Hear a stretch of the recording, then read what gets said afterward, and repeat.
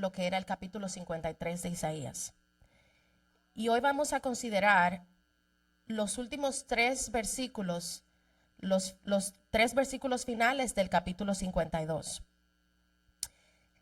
Casualmente estos versículos, aunque están al final del verso del capítulo 52, se podría decir que son algo así como la conclusión o un resumen de todo lo que es el capítulo 53. Como sabemos, la división de la palabra en versículos y capítulos no llegó sino mucho tiempo después de que la Biblia se había escrito.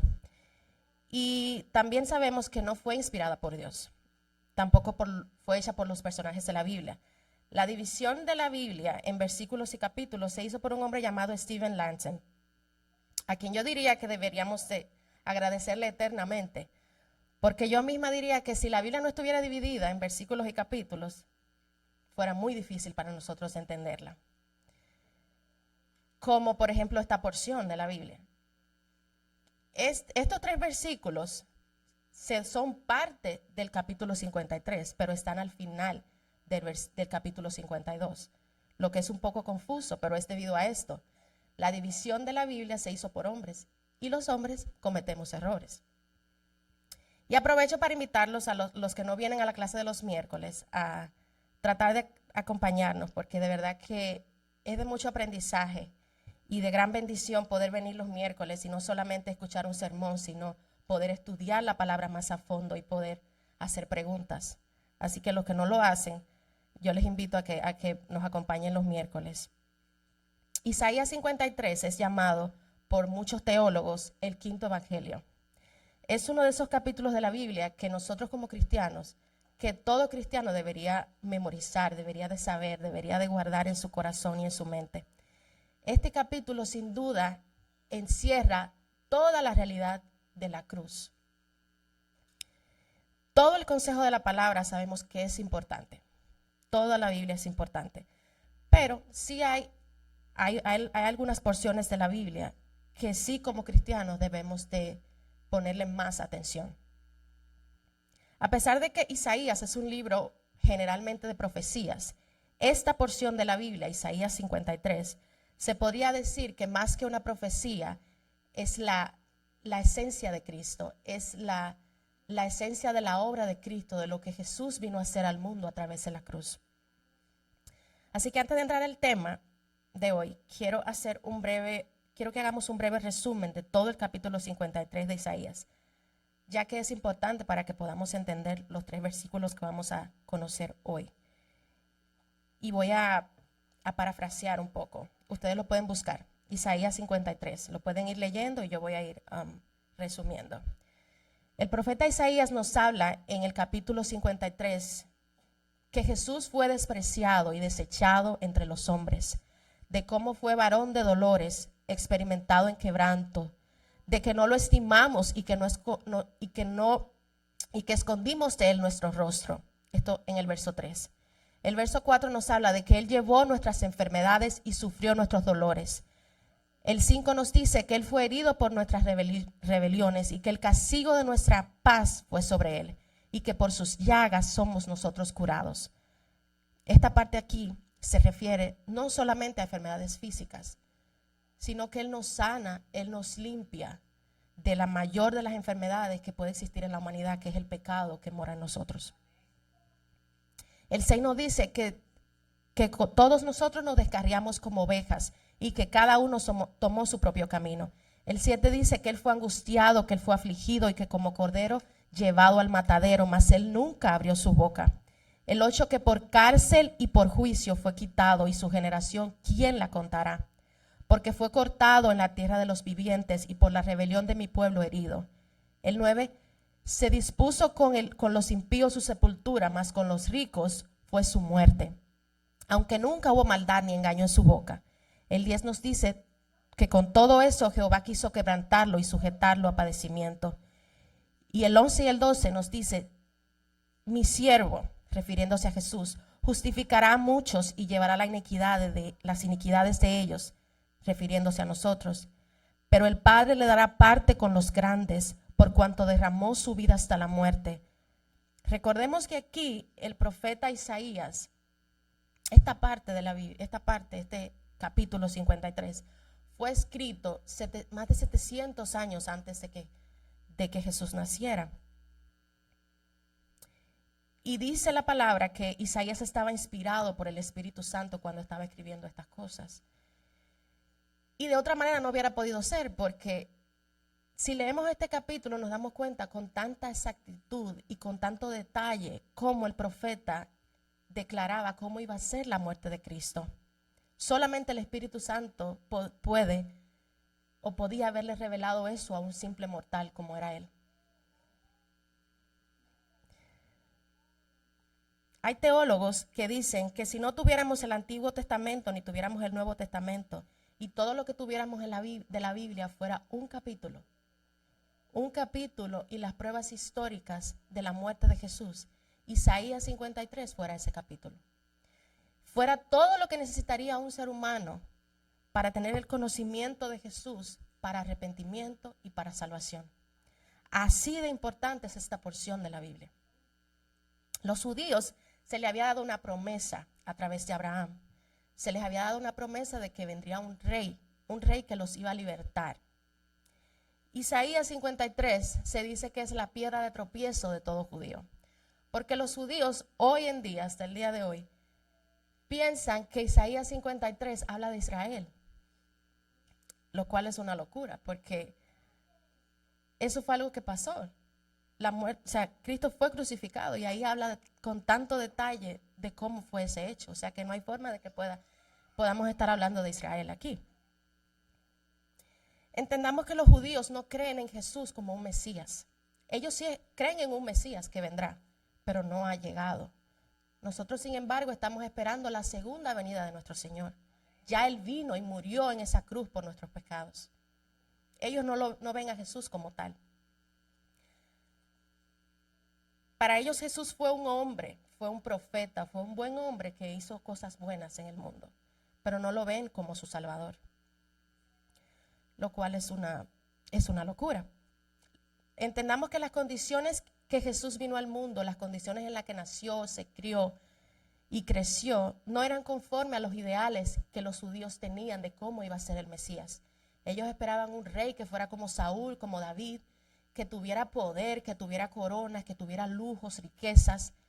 Y como sabemos, Jesús no tenía nada de eso. Jesús era como una plantita humilde y sencilla. Para ellos, en Jesús no había ningún atractivo. Por eso no lo veían como un Salvador. Él simplemente era el hijo de un carpintero. Y el problema con los judíos y el problema con muchos de nosotros hoy en día es que no entendemos que necesitamos un Salvador. Simplemente ellos querían un rey que los librara de sus circunstancias y de su sufrimiento. Nada lejos de la realidad que vivimos hoy en día. La gente no entiende que necesita a un Dios Salvador. La gente no entiende que están muertos en delitos y pecados, dice la palabra, y que solo Cristo los puede salvar. La gente solamente quiere un Dios que les dé una vida próspera, que los ayude a tener una vida próspera y plena, a tener una familia envidiable, a tener un buen trabajo, a tener estabilidad, a tener, si se puede, un buen carro, una buena casa. Pero la gente no entienden que necesitan un Salvador, que están muertos en su pecado. La gente no tiene no tiene mucha necesidad de Dios. La gente solo tiene necesidad de lo que Dios da hoy en día. Lo cual es muy deprimente, porque cuanto más y más, y yo creo que muchos de nosotros hemos experimentado eso, mientras más nos acercamos a Dios, mientras más conocemos a ese Padre bueno, más entendemos que las cosas materiales que podemos tener de Él son insignificantes. Lo que recibimos de Dios es tan grande y es mucho mejor, no se compara con todas las cosas de este mundo. Cuando tú te acercas más a Dios y conoces más a Dios, te das y sabes que tú le sirves a un Dios que es dueño de todas las cosas en este mundo. Y la palabra dice que Él conoce de qué tienes necesidad y que Él proveerá conforme a sus riquezas en gloria. Cuando tú tienes esto claro, tú aprendes a no afanarte por las cosas materiales de este mundo. Las cosas materiales vienen a ser como una añadidura, lo último que recibes de Dios. Porque tú sabes y está claro que Dios conoce de qué tienes necesidad y que Él va a proveer para ti. Y para empezar con el tema de hoy, que son los versículos del capítulo 13 al 15, como les dije al principio, estos versículos los vamos a tratar como que son parte del capítulo 53, porque de algún modo es así. El verso 13 dice, he aquí que mi siervo será prosperado. Estamos en el capítulo 52, los últimos 3 versículos. He aquí que mi siervo será prosperado, será engrandecido y exaltado, y será puesto muy en alto. Es vital y de mucha importancia que al leer la Biblia lo hagamos con tiempo y detenimiento. Porque, como les dije al principio, la división de la Biblia no fue inspirada por Dios, se hizo por hombres. Y como sucede aquí, esto pasa en muchas partes de la Biblia, que los versículos no terminan donde deben de terminar. Por eso es importante leer la Biblia con detenimiento, estudiarla, analizarla, para evitar malas interpretaciones. Pero entendamos que aunque esto sucede en la Biblia, esto para nada le quita credibilidad ni veracidad a la palabra de Dios,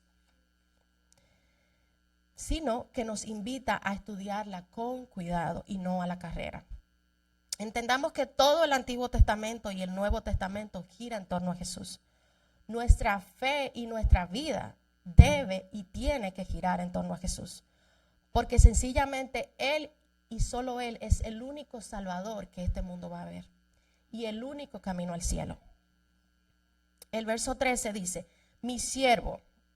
Como sabemos, en muchas partes de la Biblia se refiere a Jesús como un siervo. La palabra siervo es esclavo. Isaías estaba diciendo que él era un esclavo. Dice, mi siervo será prosperado. La palabra prosperado en la Biblia hace referencia al éxito. Dice que él será prosperado, que él tendrá éxito en todo lo que haga. Dice que será engrandecido y exaltado y puesto muy en alto. La frase será engrandecido, hay teólogos que hacen referencia de ella con la resurrección. Jesús volvió de entre los muertos, pasando de una condición de vida que ningún otro hombre había experimentado jamás. Conocemos que Lázaro murió y resucitó, pero Lázaro vino de la muerte a la vida terrenal de nuevo. Sin embargo, Jesús no. Dice que él será engrandecido, que él fue de una dimensión superior de existencia, donde ningún hombre ha ido jamás. Colosenses 1:18, la parte B dice que Él es el primogénito de los muertos, para que en todo tenga preeminencia. Dice que será prosperado y será exaltado y engrandecido y puesto muy en alto. Y cuando leemos esta parte, pareciera que el profeta se está redundando, se está repitiendo lo mismo, pero no. Cada una de estas frases tiene un significado claro. Esto nos dice que el Padre lo hará alto, después dice que lo hará después dice que lo hará más alto y después dice que lo hará lo más alto. Filipenses 2, del 9 al 12 nos dice, por lo cual Dios también le exaltó hasta lo sumo y le dio un nombre que es sobre todo nombre, para que en el nombre de Jesús se doble toda rodilla de los que están en los cielos y en la tierra y debajo de la tierra, y toda lengua confiese que Jesucristo es el Señor, para gloria de Dios Padre.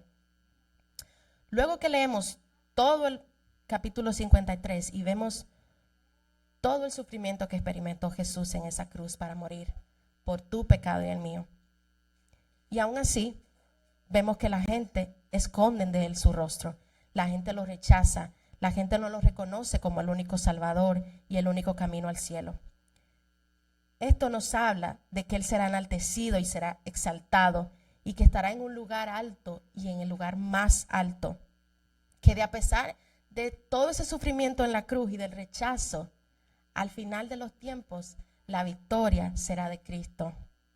Que no nos quede la menor duda de eso. Tenemos que vivir con esa esperanza. Primera de Crónicas, del 29 al 11, dice, tuya es, oh Jehová, la magnificencia y el poder, la gloria, la victoria y el honor, porque todas las cosas que están en los cielos y en la tierra son tuyas. Tuyo, oh Jehová, es el reino y tú eres excelso sobre todos. Esto es algo así como que el profeta Isaías nos estuviera diciendo, déjenme contarle el final de la película, déjenme contarle el final de la historia. Cristo gana. Entendamos que Jesús no murió como algún tipo de mártir que vino al mundo por una causa noble y no pudo cumplirla. La palabra dice que Él vino a salvar lo que se había perdido.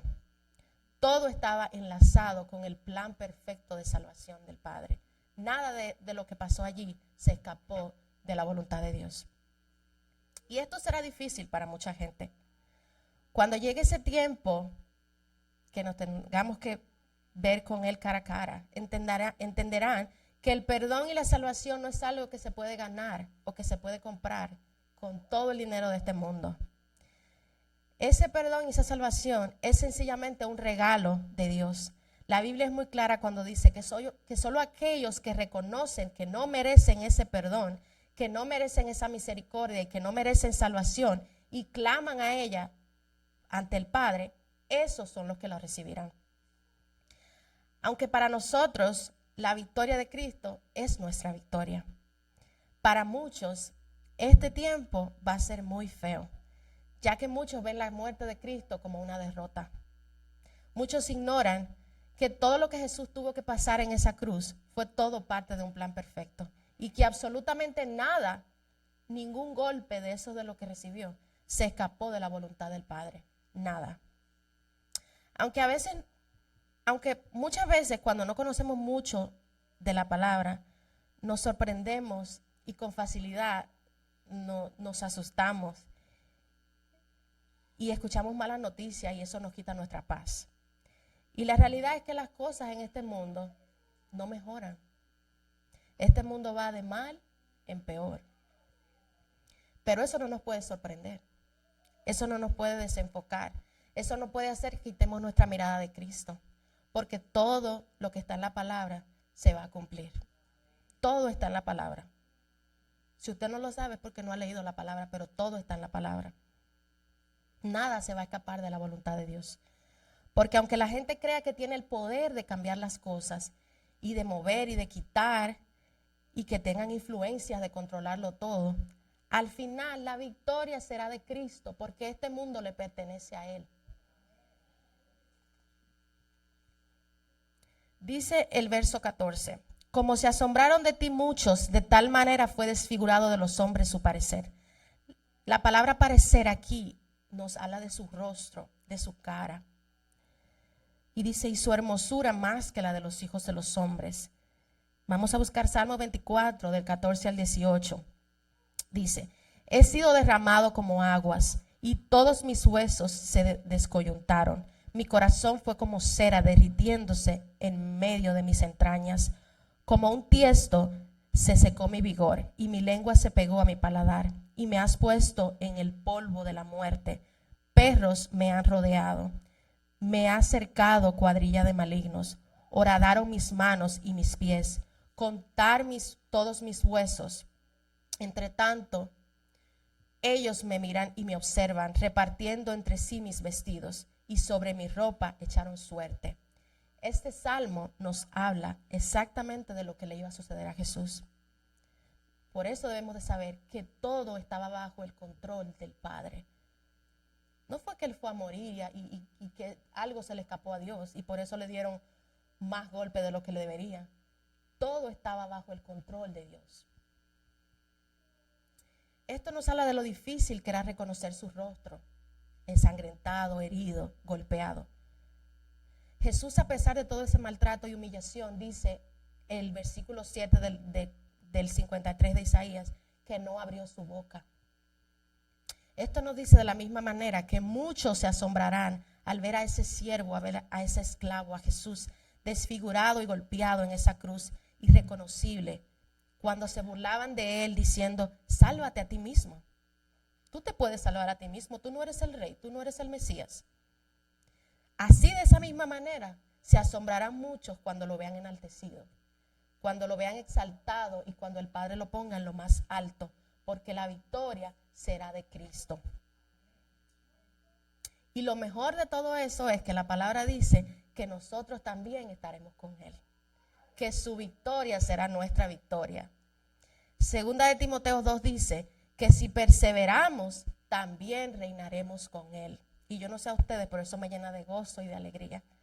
Saber que yo estaré allí en ese lugar con mi Padre. Vivimos en un mundo donde, como dicen en mi país, el pez grande se come al chiquito. O sea que mientras usted más tiene, money, dinero, más recursos económicos, más puedes. Eso es en este mundo que vivimos. La gente vive sedienta de poder, viven obsesionados con la riqueza, con el reconocimiento, con el poder, con las posesiones. La palabra dice que su Dios es su dinero y aman más la gloria del hombre que la de Dios. En este tiempo que vivimos, hay muchas razones por las que la gente rechaza a Cristo. Una de ellas es el rechazo social. La gente piensa mucho en lo que dirá el otro, en lo que van a decir mis amigos, en lo que va a decir mi familia, en lo que van a decir con los que yo me relaciono, si yo ando hablando de Dios.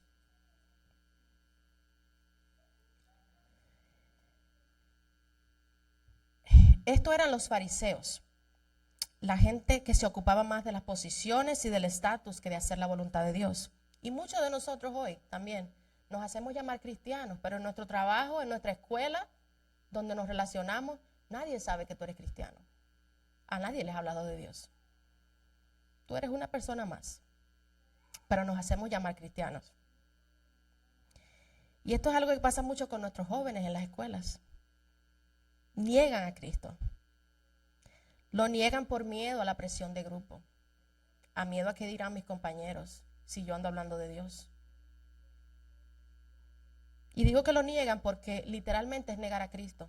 Cuando tú sabes que alguien está en pecado y está haciendo lo que no le agrada a Dios y tú sabes que esa persona va directamente al infierno, porque tú lo has escuchado 70,000 veces aquí en la iglesia, que el infierno es real, que es un sitio físico donde la gente va a ir, y tú sabes que esa persona va a ir directamente al infierno y tú no le hablas de la palabra, tú estás negando a Cristo. Tú estás negando a Cristo. Y ninguno de nosotros de los que estamos aquí queremos negar a Cristo. La palabra dice que cualquiera que lo niegue delante de los hombres, él lo negará delante del Padre. Vivimos en un mundo donde lo que importa es lo que tienes en el bolsillo. ¿Cuánto tienes en el bolsillo? ¿A quién conoces? Para muchos su Dios es su dinero, porque se obsesionan con tener más y más y con tener posesiones y llenarse de muchas cosas en este mundo. Como si todo eso no se quedara aquí.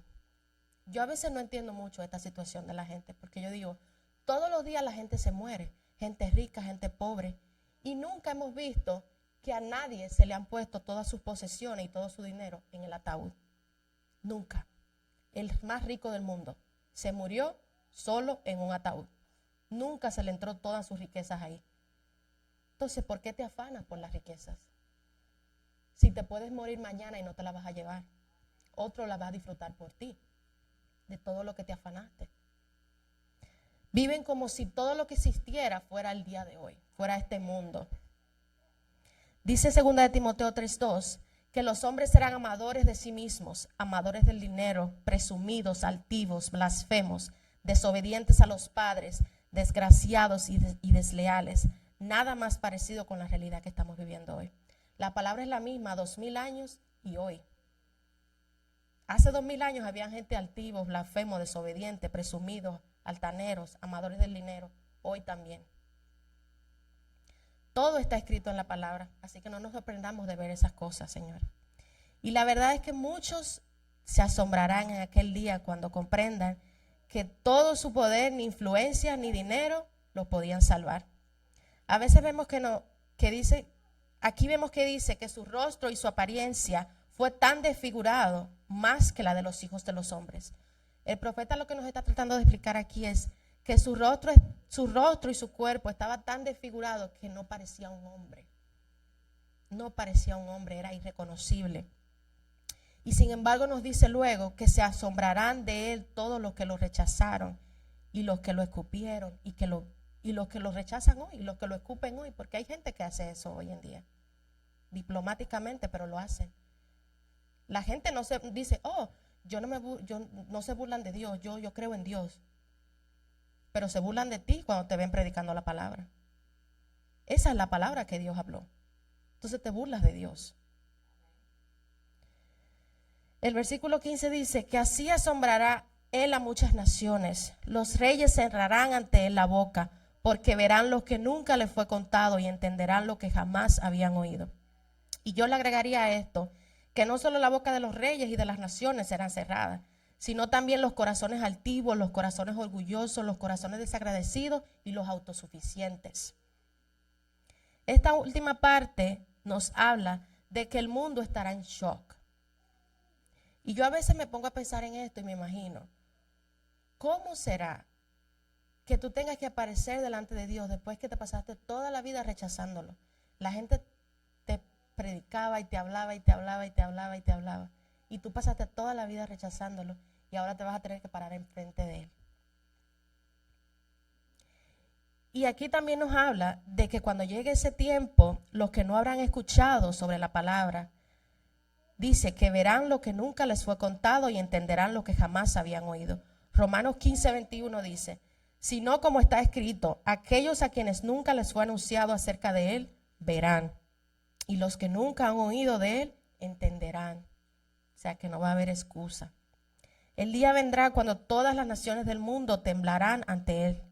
Dice la palabra, el sol dejará de brillar, la luz dejará de brillar, aún las estrellas dejarán de brillar.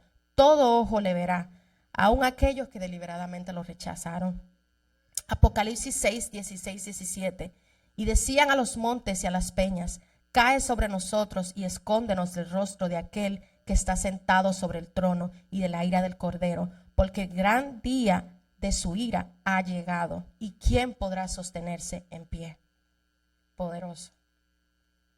Yo lo haría ahora mejor y no espero ese tiempo.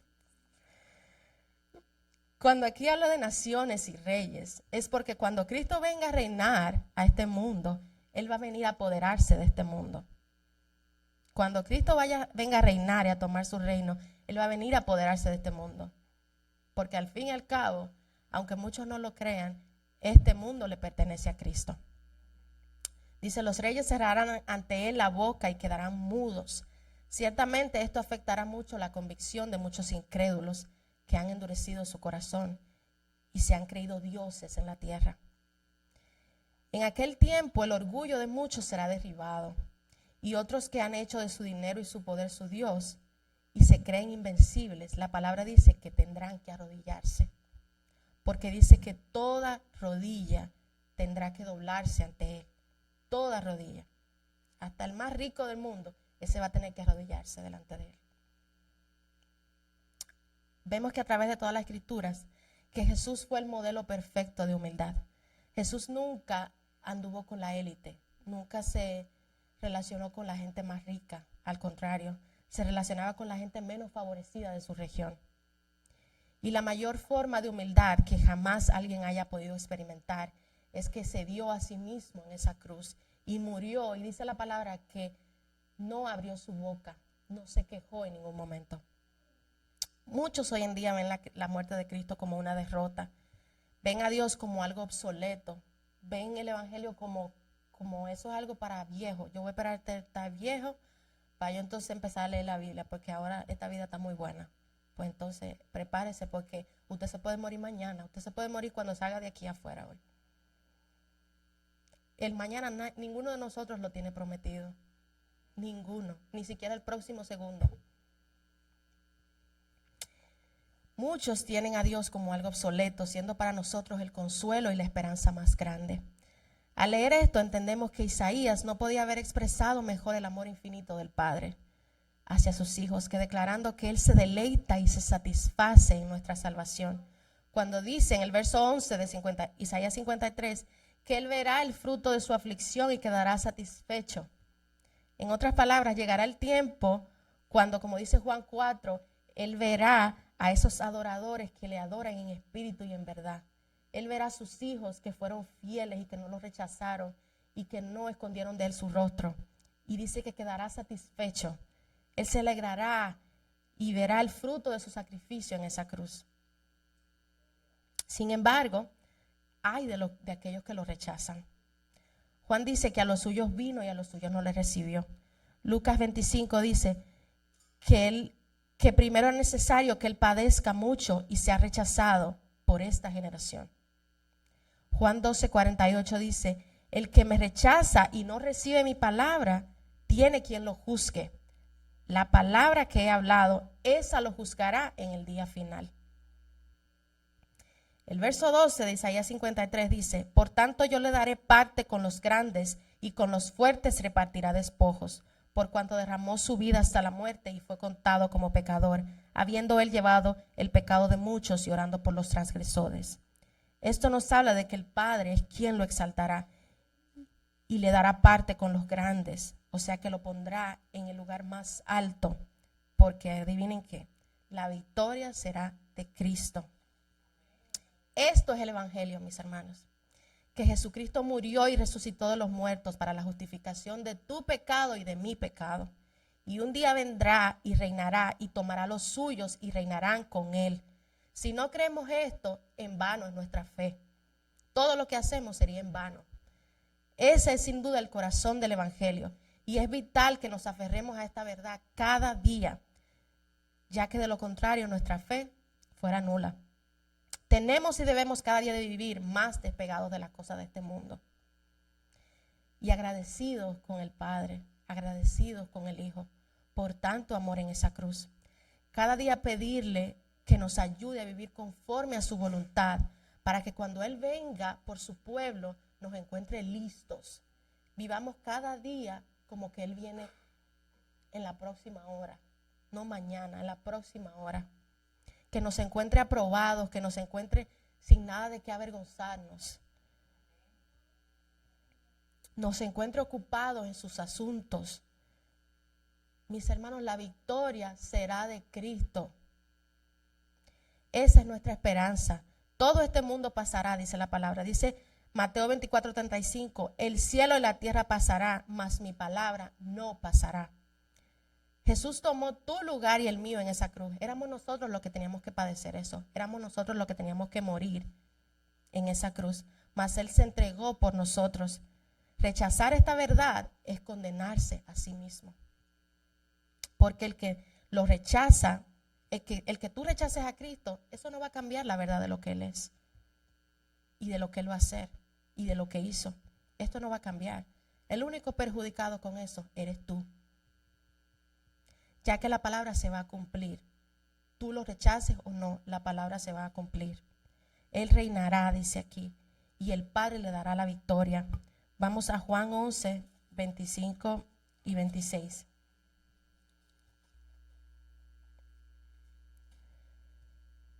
Juan 11, 25 y 26. Dice, y le dijo Jesús, yo soy la resurrección y la vida. El que cree en mí, aunque esté muerto, vivirá. Y todo aquel que cree y cree en mí, todo aquel que vive y cree en mí, no morirá eternamente. ¿Crees esto? Le dijo, sí, Señor, yo he creído que tú eres el Cristo, el Hijo de Dios que has venido al mundo. Vamos a Hebreos 3 y 7. Dice, por lo cual, como dice el Espíritu Santo, si oyeres hoy mi voz, no endurezcáis vuestros corazones, como en la provocación, en el día de la tentación en el desierto. El llamado que quiero hacerles esta mañana es, si hay alguien aquí que todavía anda por el mundo rechazando a Dios, hoy es el día. Este es el tiempo. Este es el tiempo. Te ruego que le pidas a Dios que te ayude, que te perdone, que te ayude a rendir tu vida a Él. Porque no hay un mañana, como les dije. No tenemos un mañana. En esto no hay un mañana. El día de mañana, la hora próxima, ninguno de los que estamos aquí la tiene prometida. No sabemos lo que puede pasar si hoy es nuestro último día y no hemos aceptado y no hemos reconocido esta verdad de que Jesucristo es el único Salvador y es el único camino al cielo. El día vendrá cuando todos tengamos que comparecer frente a Él Y créame que ninguno de nosotros quiere parecer contra Él, quiere aparecer enfrente de Él y que Él te diga, yo no te conozco. Así que hoy es el día del Señor. Hoy es el día del Señor. Así que yo te invito, ven a Cristo hoy, porque no hay mañana. Hoy es el día. Tu necesidad de salvación es muy grande. A lo mejor no lo vemos así, pero es desesperante, es urgente la necesidad que tiene un pecador de salvación. Así que ven a Cristo. Si se pueden poner de pie para que oremos.